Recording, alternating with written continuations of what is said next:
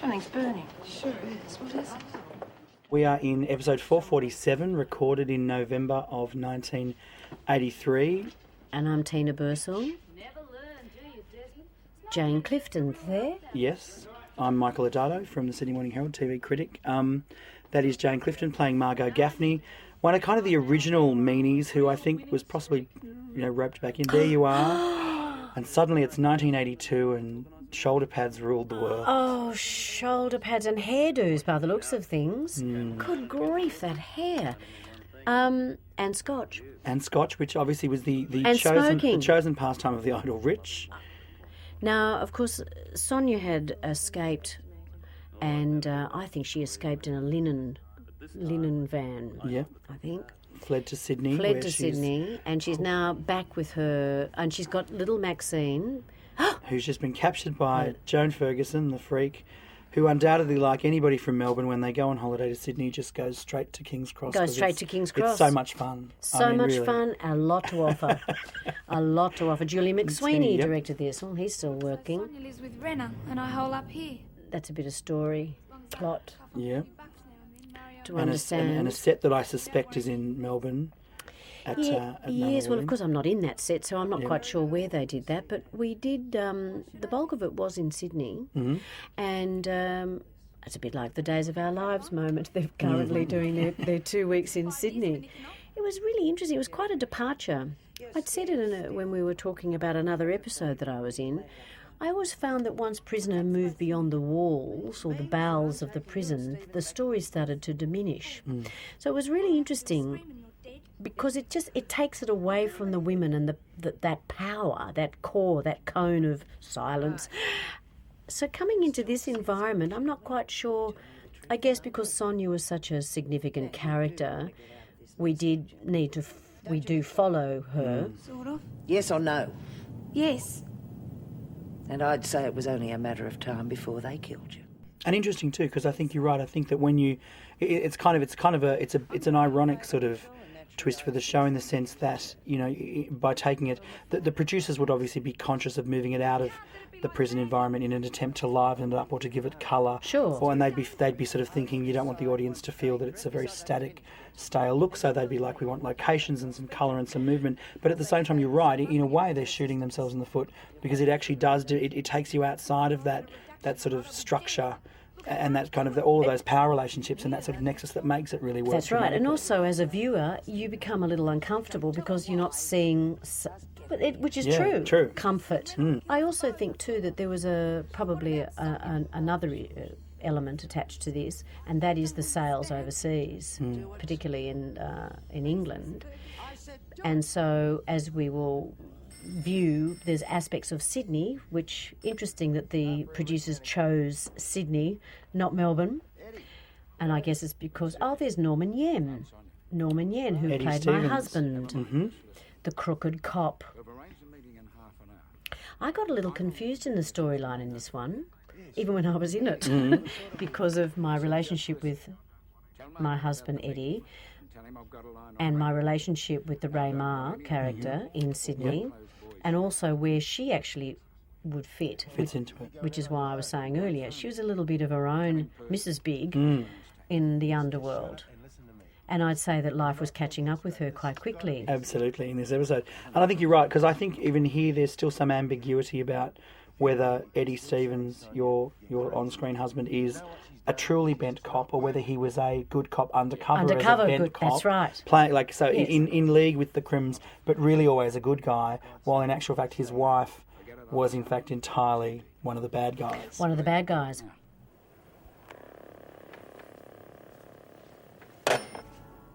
Oh, that's a pose, isn't it, leaning against a brick wall there? It is. Sydney in the background.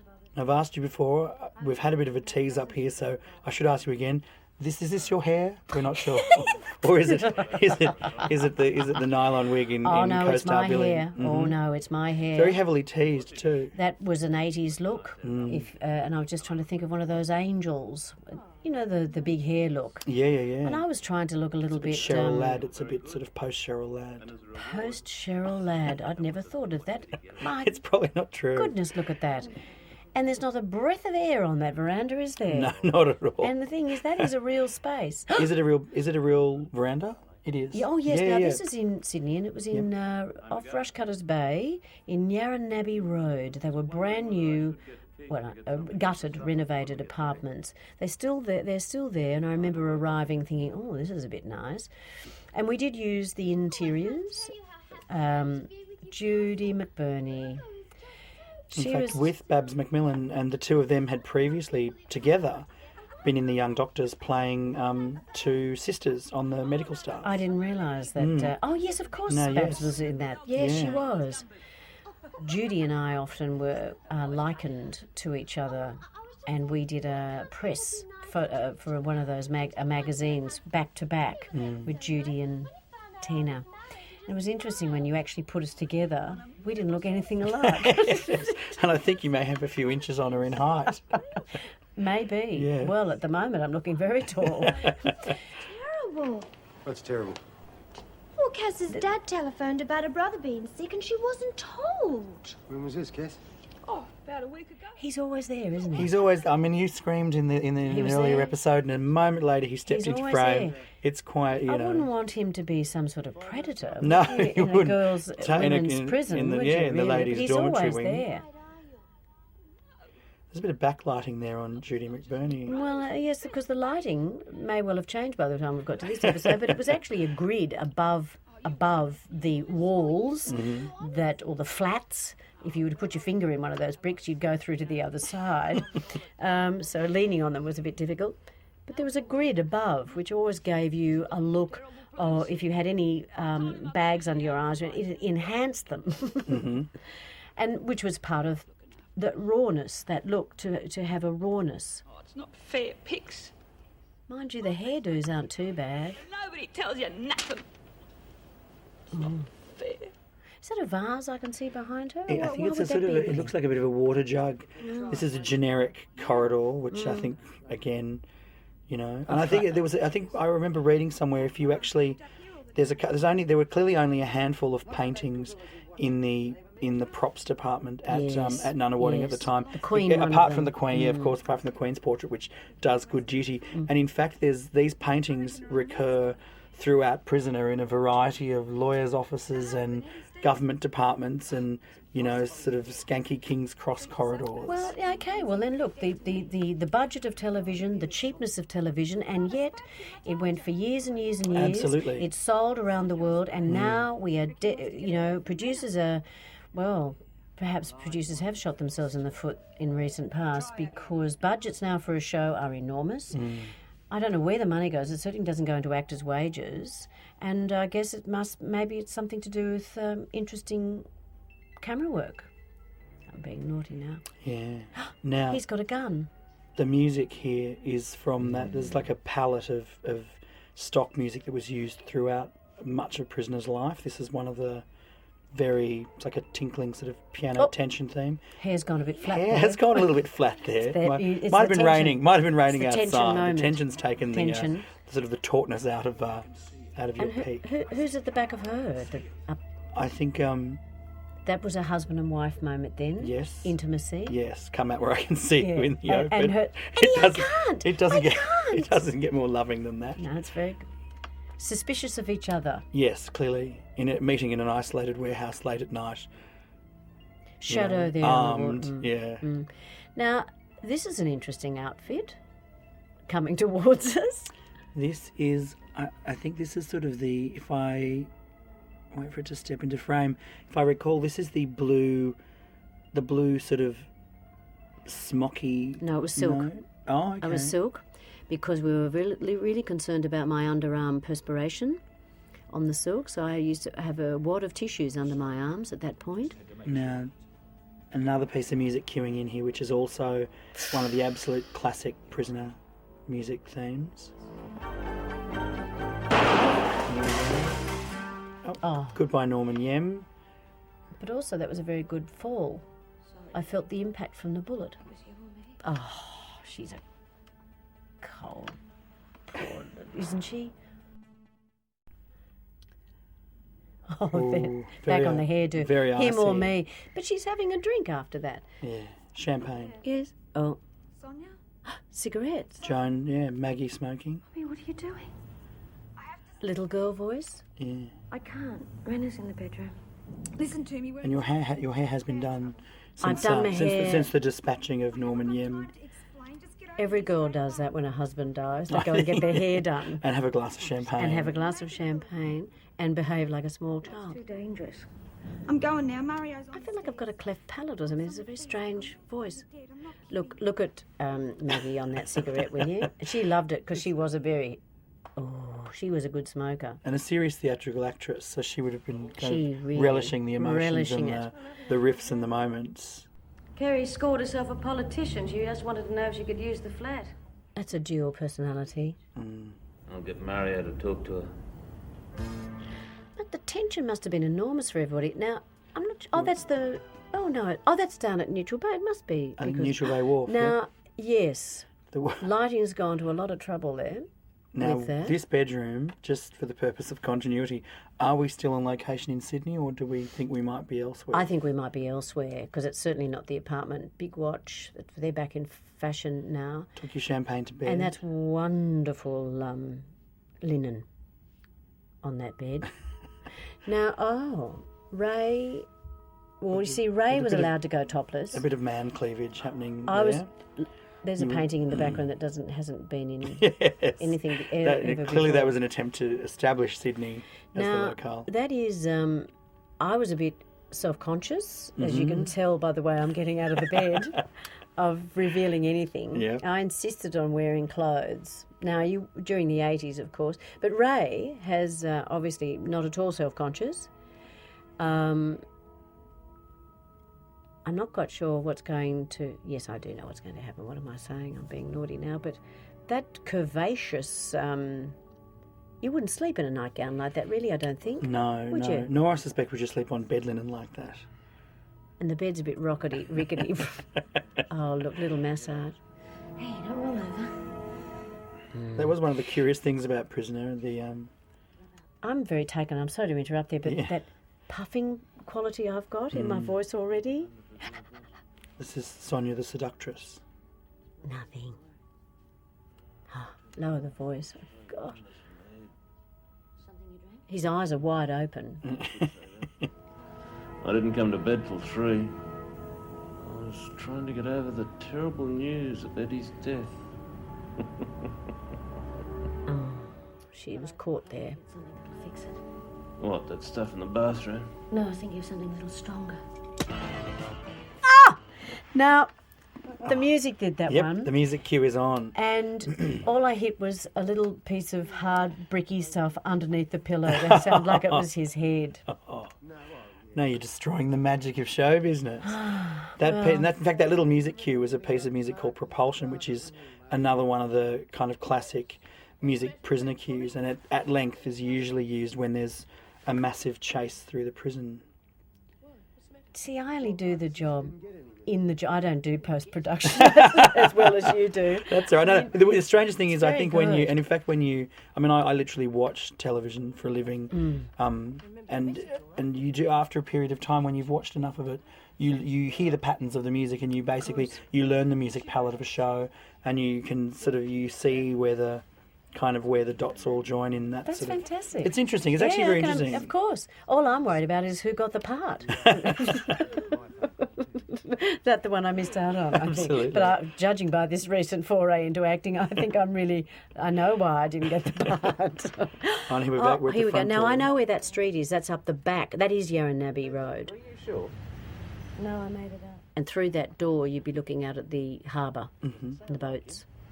He told me directly not. Well, why don't you ask him yourself? You know how chatty he is with a hangover. Yeah, all right. Now, what's he want? Do you think I'm more suited to this moment? He's got a bit of a head.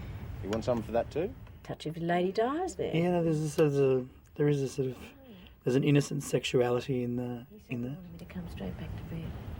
Well, move it. You know he doesn't like to be kept waiting. Don't forget the papers.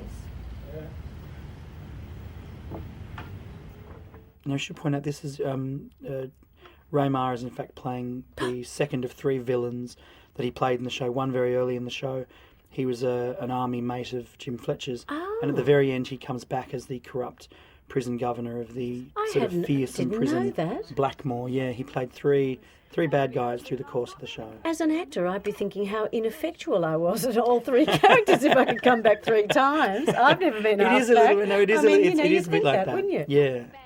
In fact, there is Louise. There's Louise. Stevenson, yes. Oh, Louise, there it is. And in fact, again, she's later in the episode. We see her in the recreation room in the background playing, although not clearly at this stage, but she would go on to play the prisoner Lou Kelly, who was one of the resident thugs of the block. I'd also like to point out at this moment that Louise is in fact a very, very, very good friend of mine, and my friendship with her began on a TV series called Backburner, and she's now a flaming redhead and absolutely gorgeous, and we have the silliest time together. Wonderful sense of humour. So I didn't know her in Prisoner, certainly not as a blonde. Now, that was a raw silk dress. That is a very 80s feel belt. Yes. Oh, what a line! That's a Joan Crawford. You don't have to be dead to be stiff. There is a bit of, there's a lot of, I think there's always a little bit of humour in the writing in Prisoner. See how we bounced off each other? And I think there were also some characters were kind of clearly much more easy to write great one-liners for. I think Sonia is one of those characters. Joan Ferguson, Maggie Kirkpatrick is one of them. And I think Judith McGrath is also someone who always just had such a dry delivery. Yes, the always, one-liners were just so beautifully delivered. Dangerous escapees. It's not bad. I might use it. Well, Stevens, here comes... I love it. That energy. She has an amazing energy. What a show. Yes, it is, really. Now, this is obviously a scene with the two of you, and strangely enough, this and the other episode that we've talked on are not episodes that emphasised the work you did with Maggie. But in fact, through the course of your time on Prisoner, you did a lot of scenes with Maggie. A lot. And we had a bounce. We had a bounce because we were both powerful women and we both wanted something from the other women. So it was better to join forces as opposed to become allies, if you like, as opposed to, agitating each other any more than what we needed to. And then we've got a yellow New South Wales police car. They're no longer in service. It's very New York, that, isn't it? Yes. In fact, I think they were yellow and green back in the day, and they're now all white. Or silver. Yes. You obviously know more high-ranking police officers than I do. And a New South Wales plate on the car.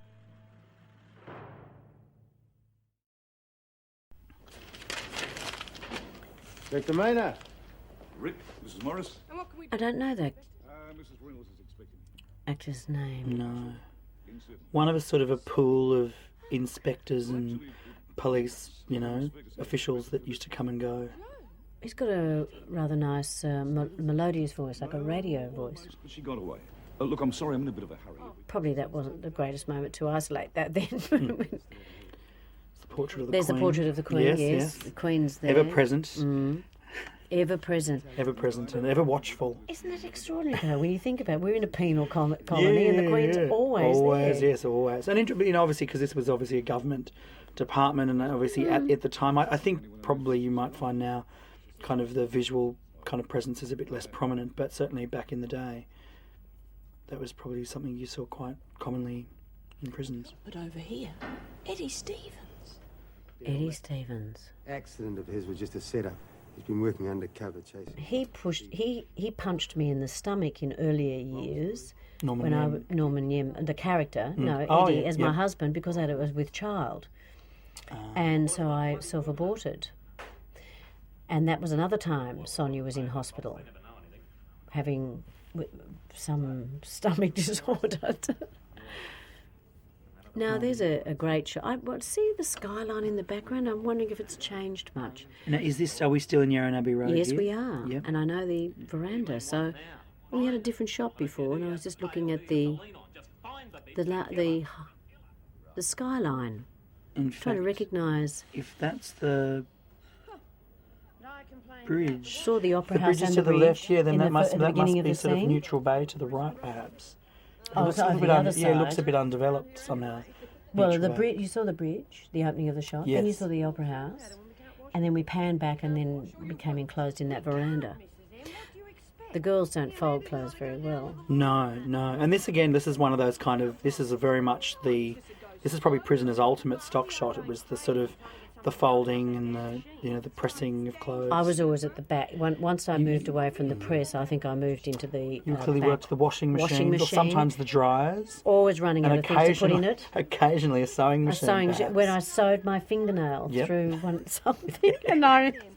There was a richness of variety available to you. Oh, I love it. within They were the trying to framework. beat her down at some point. Well, the snake was the one that did it, trying to crack her. In fact, they've gone to a neutral brand, and I think one of the most curious memories I have of very early Prisoner was packets of Surf, which was a prominent washing brand, and it was almost like a red, white and black sort of, or blue logo. I can actually, really strangely, it's one of those things, and it literally, I think it was just a prop box that sat in the background. Yes, no, I didn't handle the washing powder, so I don't have an up-close and personal feel on that one. I was just struggling to put more clothes in the length of the shot. How long's this scene? And I've run out of clothes, so I was sort of pulling things in and out all a lot. Was it difficult as an actor to be doing sort of that strange rote, to be doing physical activity by rote in that way, and then also having to remember dialogue perhaps in the middle of it all? Well, also, whether you're on camera or not. So you'd be always in the rehearsal having a little look over your shoulder to see, is the camera there? Maybe I could get in. Maybe I could get into the shot and with great gusto throw something into something on that moment. So you're always looking. Yeah. And so a bit of tension mounting there. Then when you'd have dialogue, lots of dialogue, you'd be thinking, hang on, is my line coming up yet? It's coming up. And it's a terrible way of acting. You'd have so much to remember on days. We do 30 scenes a day.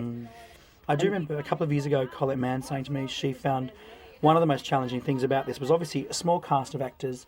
Even if the storyline isn't focused on you, you are still required to trot in the background to and from your cell. You are, you have to sit in the dining room, you have to have your meal. In that sense, they were obviously really, really long days. Incredibly long days. Because you'd be starting at daylight, 6 o'clock in the morning. But if you had a day with very little dialogue, but you were always there in the shot, you wanted to make that shot, your contribution as a performer would be to give it movement.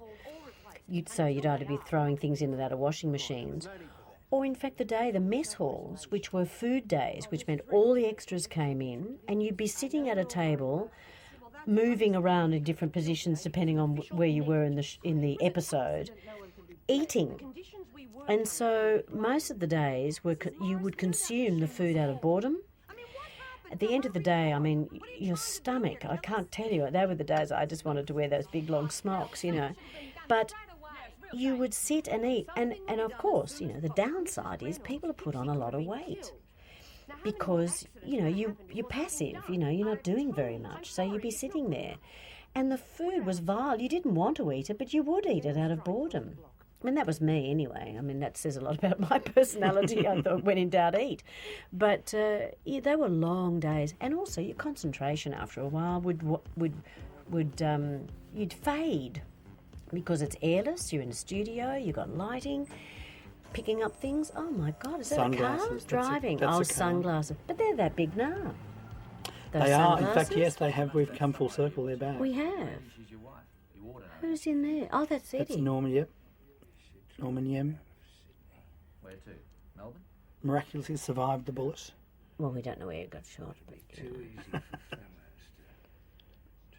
But the way he's holding his head up, I'm a bit worried. Their brown suit. I always used to think brown suits made me laugh. I always think a man in a brown suit is a happy, laughing suit. I always laugh. Good old brown suit. It has to be a particular brown, but and from an era, it clearly belonged. It was the uniform of a police detective. Always. From the 60s and the 70s. Right through. Even the hair. Everybody's brown in that. A bit of blue there. a bit of hospital blue to brighten up the colour. At a parents' holiday house.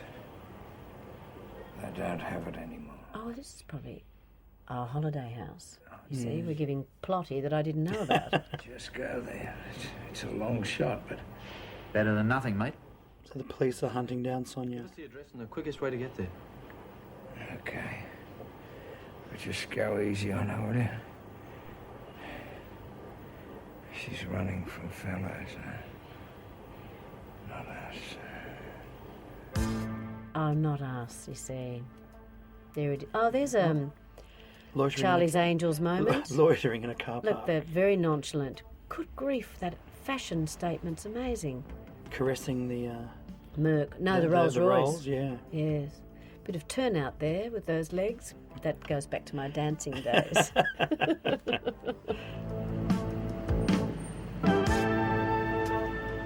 She's contemplating with such ease, really, isn't she? There, and fanning herself with the glasses as if that'd do a lot of good. Oh, now we backless. have that sort of loose, the back strap. Back strap. I think I rather fancied myself as a bit of a fashion plate, I think. With good reason. No, with good reason. Oh, there you go. You're always an extraordinarily good-looking woman. Oh, thank you. I can say that. You can say that. With some confidence. I like the ticket in the mouth. You don't know where it's been. And the red phone, the red payphone. And there we you go. go. The best view that Yarra Abbey Road has given No, us. that's not Yarra Abbey Road. That is down at the Rocks. Okay. That's down at the Rocks, that one. Well, look at the angle of the bridge. Yep. In fact, it's very possible North that's on the Sydney. other side. That is, North you know what Sydney. that is? That's North Sydney. And guess what? We are That's, just above Luna Park. No, I'll tell you where it is. It's the Seidler building. Seidler building. And it's in his office. Yep. It's his office.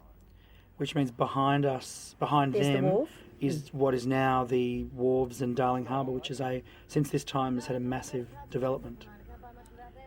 But that was Harry Seidler's office. Mm-hmm. Yes, I do recall that. Made round to go round. Now I've got to go all the way back home and back again. Well, I hope you got 250 on you.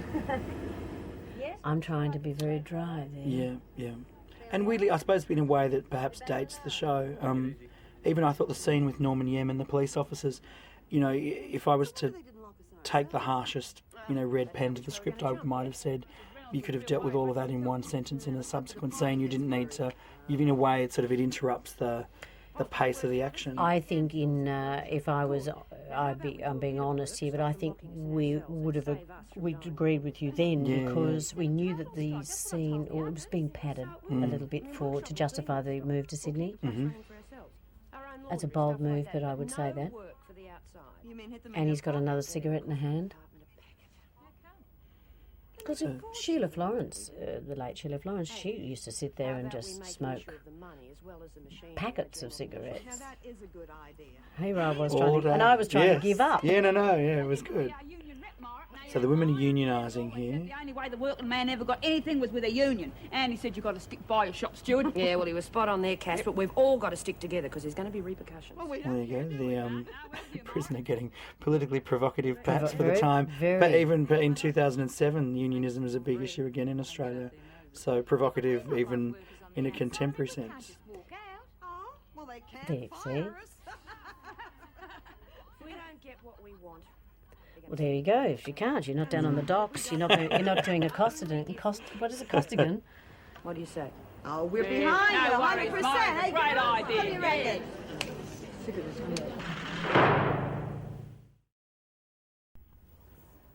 If I can ask you, when did you first become aware of the fact that this was obviously as a jobbing actor, most of these roles you sort of once they're done you file them away, you move on, and life goes on, and you don't revisit a lot of it.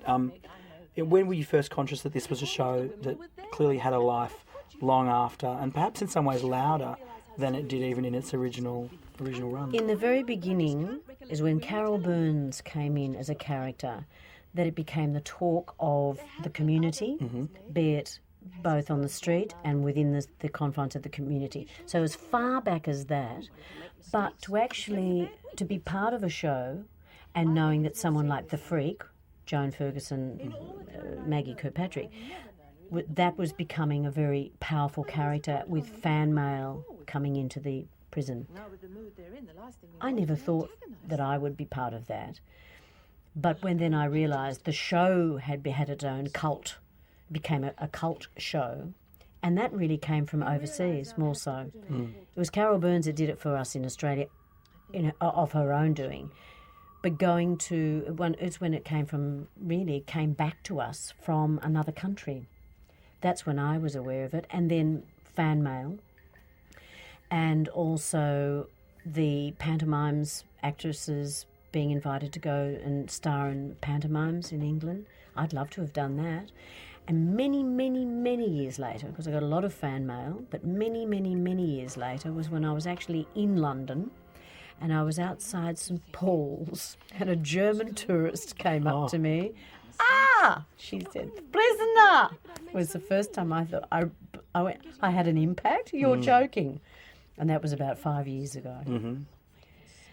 So, as did Heartbreak High, interestingly enough. So it's intriguing, but what other countries or how they see and embrace Australian television? As you know, the success rate of Home and Away, Home and Away, in the UK. for whatever reason. So I've answered that in a roundabout way, I know, but it was then, it wasn't within the situation, and also because they'd been in the show for a very long time. I came in for 6 weeks, which ended up 6 months. And I guess I was just happy to be working, to be honest with you. I'd just had 2 very, very large years on television, 4 years actually. And I was very happy to... And I'd moved back to Sydney, having lived in Melbourne for 7 years. And people stopped you in the street. It was very different from Skyways. I mean, I had a popularity then. Particularly Melbourne actually seemed to be more gregarious with their stars of late night television, more so than Sydney. It was always, so they elevated you to a position.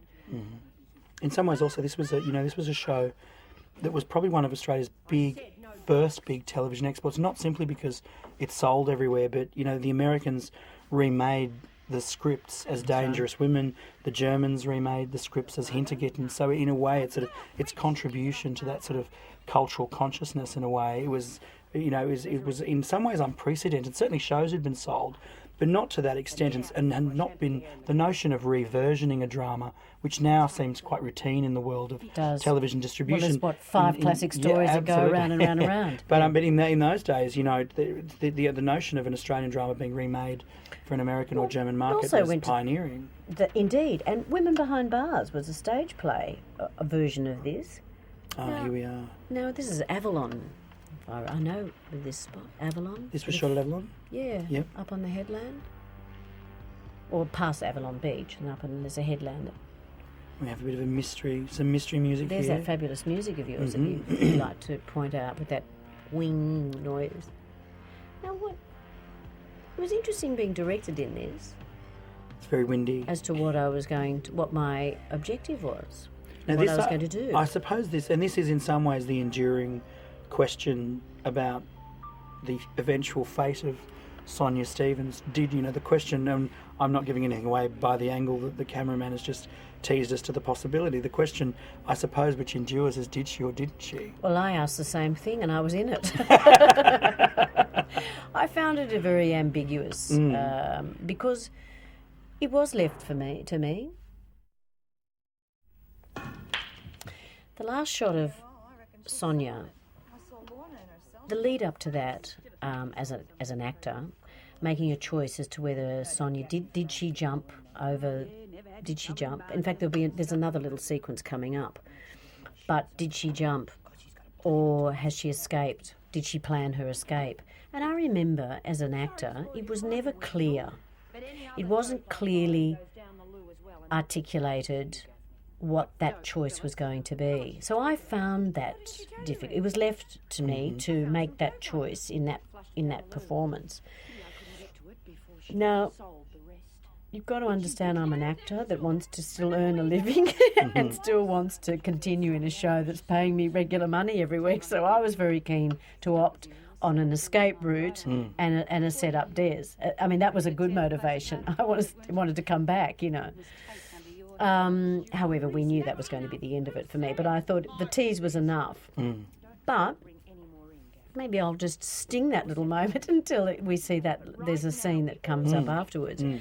But it was a choice. At the time I thought, aside from what I've just said, would Sonia jump? would Sonia really jump? Is the dark life really catching up with her and the options are now? Is she wanting to get away from Fellows? Has that life really come to an end? Or is she going to reinvent herself? She's on the run from prison. She's on the run from Fellows. What are the options? Speaking of which, James Dean just in the popped his background. little head up on the Yes, he background did. there. And Louise Siverson, for the keen-eyed, somewhere in the background of this recreation room scene. Stick it, Keen. I've got better things to do. And dear Jane. Jane and I played in a telemovie much later called A Single Life. She was my best friend in A Single Life. It'll be easier for us to handle him. I think it'd be a good time for you to take over as Deputy Governor again, Colleen. Yeah. Look, I feel a bit awkward about that now. I don't like taking... It's interesting, the kind of the ambiguity of that scene and of that ending. You know, at the moment in the United States, The Sopranos has ended with a final episode that is very much ambiguous, and although without sort of spoiling it, is in some ways the same thing. Does Tony get away or does Tony not get away? You know, did Sonia jump to her death because she thought her options had been exhausted, or in actual fact is it just another layer of an even better master plan where she had prepared the escape and parking on the side of a cliff was to make the police believe that was her fate, where she was ready to skip off to Rio or wherever it is that all of these international criminal kingpins zip off to when their options are exhausted. That's right. That's like that great train robber. But Eddie has also articulated early in that scene line, he said she's not running from us, she's running from Fellows. So maybe that's an indication. I mean, they're not going to travel up to the beach house, or are they? I remember Raylene. She was on the lean cuisine diet there for a while, and I remember her coming into work and we'd have all that food day, sitting with all the food sitting in front of us, and she couldn't do it because she had a lean cuisine day. I remember. This was basically a prison where the power structure was kind of, if you want to be really mischievous, was kind of run by basically pushing people up against lockers. Pushing up against lockers, walls. And in fact, if I'm not mistaken, you know, earlier we saw someone wielding a knife, and in fact she's now menacing Raylene with a comb. With a which comb. is perhaps not the most menacing tool you can have in a prison, where clearly knives, in fact enormous big cake cutting knives, are freely available to the prisoners. Yes, now we've got the old police top. Here we go. They're just doing a reconnaissance, I suppose, and looking at a car that's unattended. Is she going to be okay? Yeah, the doctor thought so. She keeps drifting in and out of consciousness, but apparently that's normal. She's had quite a severe shock. The prison hospital with no doctor, which I wonder. Well, the doctor with the snake bite. Oh yes, I would have put a pillow over her head. He was so menacing and negative about her, her survival. And sitting up like that was for the shot. Because of course, because there's nothing. There's simply no natural way to sleep in that manner. You couldn't. No, you'd be looking up the nose. Stevens was in the car. So we do know wherever she went, she didn't take her gold, claspy, clutchy, string shoulder. Didn't need the bag. No. So is that a red herring? Perhaps it is. Yeah. She is looking really worn out lately. Yes, she is. There's a lot of sighing that goes on in these shows. Man wants me to take my old position back. Fair enough. Mabel's only standing in. She'll understand. Yeah, but she's been so good to me. I think in these things, with characters as with people, you always come back to the fact that the fundamental nature of people never changes, no matter what the circumstances. So I think it's fairly safe to say that when we met Sonia Stevens, she was a cunning manipulator who laid games within games and traps within traps. And I think it's a fairly safe bet that rather than being the emotionally unstable kind of mess that we thought she might have turned into by circumstance, the prison, the snake, on the run, all those things, I think baby. At the inescapably, you go back to her fundamental nature I would say it's a fairly safe bet that she lived and she left all the clues behind to her doom, to put everybody off her trail, and, you know... She's assumed another life. Absolutely. She was a very, very... Actually, she was a nasty piece of work, Sonia, when you think about what she did with her husband. I mean, just in that earlier sequence, well, it was either you or me. A very nasty piece of work. Yes, I keep wanting to call her Mrs. Big. Mrs. Big. I wonder how she did manifest herself. Not if there's always someone working against you. Won't look too good to the department either, will it? See, I played that. Yes, those submerged characters, you know, that were very different to play than these external, aggressive. Cunning required great skill, says I. But it better be good. I reckon the strikes are great. I'm just trying to cover my own inadequacies at the moment. And then we have Babs McMillan sort of over-thugging it up a bit here. You mean get Barnhurst out in sympathy? Right. Both prisons out on strike. That'd really hit them where it hurts, wouldn't it? So we have Myra Desmond doing a deal with the devil. What's in it for you? You get off my back. Give me a fair go. No drugs. All right, I'll drop the dope. You got most of the women on side as it is, so what's the use? All right, Margot. This was, of course, the most drug-free cell block in the history of the no one had any system. withdrawals. No. Nothing. I suppose the only addictive qualities was the necessity to achieve power at any given moment. I've got a way of getting word to them. All right.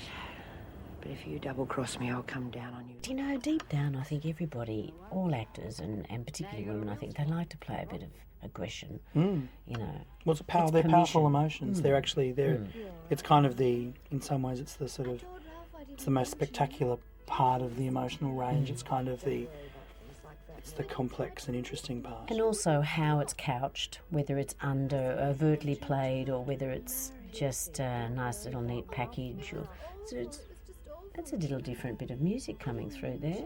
That is from the kind of the family of music cues they used. It feels quite odd listening to music coming through with these scenes. I killed him. So we are at the end. I've always wanted to sing that song. Yes, it's a beautiful song. Lynn Hamilton. There is a great story told years ago about Lynn, I think, moved to South America and was out of touch with Grundy's, and I think for a period of time was unaware that the show had become massive in the UK. So she wouldn't have been paid? No, I think someone tracked her down to give her a royalty check she never expected that would come. But this is the end of 447 of 692 hours, one of the longest-running dramas in Australian history. Yep. I have no idea how it finished up either. Do you? The freak got hers. Oh, yes, she did. That's the best way to sum it up. The last episode, yeah. Yeah, but I think, that was... that staircase is still in existence, strangely enough, at Nunawading in Melbourne. That corridor is not. That was a set. Yes, but, I know it well. There are a couple of staircases that were used from the... at the actual real location, which is and they still survive to this day because they're obviously stairwells inside the studio. Look at that. Saying goodbye. That's a bit of a graphic. Grundy Television. November 1983. Signing off.